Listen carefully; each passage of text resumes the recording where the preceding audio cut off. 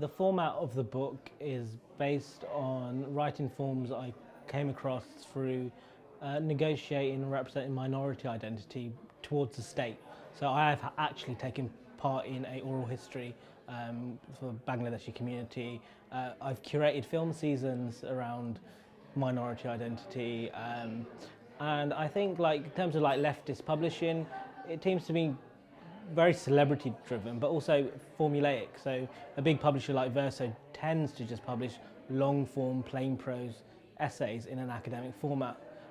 The other mass format is the basic 19th century novel, straightforward narrative, straightforward characters you believe in. And I just think there's so many forms of writing that we're subject to and that we come across on a daily basis, whether that's the law, and taking a very radical notion that everything is fiction. And everything can be fiction, from a menu to like even the Facebook event or press release or anything like that. I'm a huge admirer of the early pioneers of curatorial practice like Lucy Lippard, and yeah, the way in which they reconsider like forms of what can be art. I think only an art world publisher right now can accept this as like publishable, but like all of us should be writing laws or like constitutions, and I just want to shake up the model of what critical publishing is. Like, to me, if you say take a word like critical practice, it's like almost like a form of bloodless, soulless, cerebral theorizing. And I mean, thinking in terms of like arts education, like, and also like the Art World Bookshop, where you have like the Slavoj Žižek, Jacques Rancière, orthodoxy, relating it back more to feeling, but also why do we need to read these like, I think, white Eurocentric men predominantly to actually critically engage, like, recognizing that we're already critically engaging. So I was thinking in terms of minority identity, like even like a Jamaican woman sucking her teeth or speaking in patois, they're embodiments of forms of legitimation, critique, and taking it more broadly, like even staring into space at a certain moment or biting your nails, they're forms of manifestation of politics and divergent ways of being in the world. I don't think I've ever like formally researched in the same way that academic does.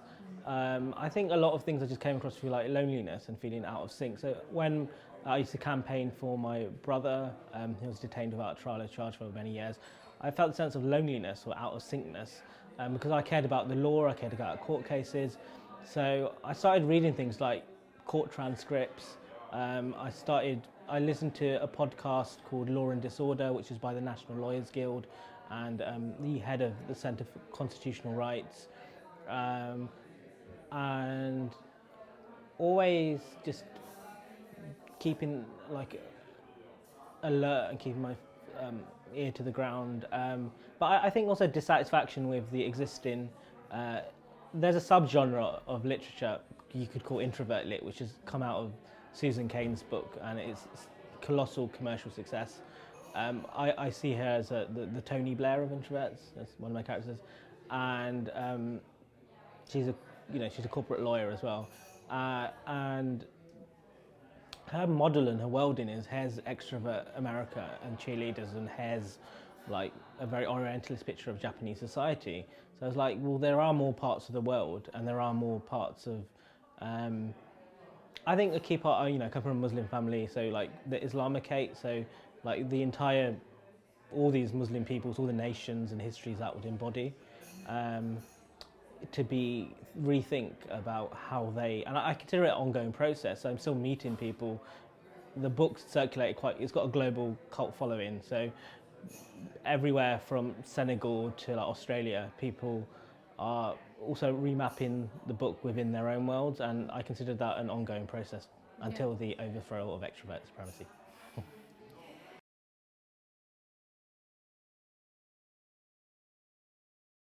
I'm really happy about the way it's been taken up by educational institutions, but it hasn't been exclusively art education. It's taught in a college in Seattle by people, a teacher teaching English to like migrant communities. So like thinking of other forms of communication, it's taught in Brown University, an Ivy League university with like an open curriculum. So people come in from all sorts of disciplines, from disability studies, medicine, social policy, really rethinking how it might. I was very proud of that. I was very proud to meet like very quite what you might call severely autistic people, not just Asperger's. And I actually had a degree of prejudice in meeting a lot of these people at Brown University when I was invited to the neurodiversity conference. And then they spoke on stage, and they were Fulbright scholars, they were performance artists, and they were really thankful for the book. It's taught in a graphic design module in Belgium. It's taught as a project book in the University of Birmingham for undergraduate students. So there were like 12 students making individual works from sculpture, printmaking, and yeah, that's been that certainly made me happy. It's also the book I wanted when I was a student. I had a horrible time in secondary school. I attempted suicide at 17 because I hated secondary school. I didn't want to return. The book is for a younger version of myself, but also thinking of student union politics. I'm invited to a lot of I was invited to Cambridge University's disabilities campaign and made to reflect on existing student union politics. And I was involved in the National Union of Students, Black Students campaign when I was campaigning for my brother. But only certain types of people I noticed became leaders.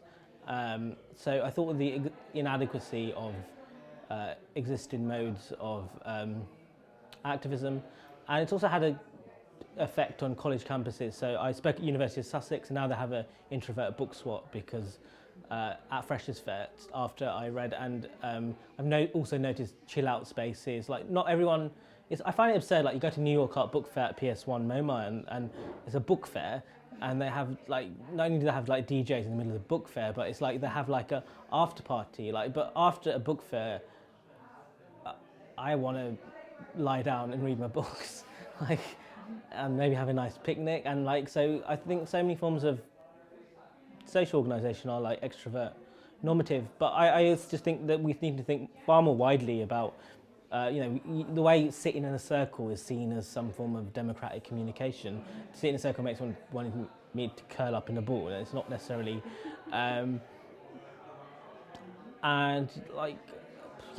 what we might register as cause for concern. Also within Britain, you've had some very draconian and almost totalitarian anti-terror legislation. So the PREVENT strategy, which is a surveillance programme introduced by Tony Blair initially, but also later Theresa May and repressive Home Secretaries. But it's sort of like everything from the relationship between a college lecturer and its students was like surveillance state, and that went all the way down to like primary school children, and that's become statutory, and all parts of the public sector have institutionalised that. So it's mentioned in the book, and something I continue to campaign against.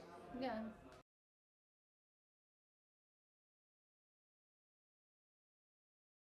I don't feel anywhere near I've exhausted or even started the process. I've spoken. It's been really adopted by the neurodiversity movement and people with like dyspraxia and autism, and I've spoken with them, and that's illuminated certain regions of the book. I've spoken with people working in law. I've spoken with like experts on Emily Dickinson and this sort of secluded branch of English literature. And they've all illuminated things. I'd love to do an event about the music of Shy Radicals, the sort of 1990s grunge, Kurt Cobain and stuff I grew up with. I think that would illuminate a thing. I also have, the first launch event was with Shukri Sultan, which he was someone working with interior design. So I thought you could work with architects and think about our architectural space. I'd like to work with Quakers because but there's so many geographies in the book and I haven't actually visited them all. I've only recently started visiting Scotland and speaking with people who were actually campaigning for Scottish independence and how they relate or didn't relate to the book. I've spoken with, sci-fi has come up as like a description of the more imaginative dimension of the book. I don't actually read much sci-fi, but I noticed in Amazon when they tell you who reads your book, it's like fans of Shyria Law and Octavia Butler, and even some of the sort of socialist utopic literature like William Morris, who seem to be the people reading my book too. I can't wait to dig my teeth into Octavia Butler's series of books eventually, and I think that would also open up new conversations, and also just the world is changing.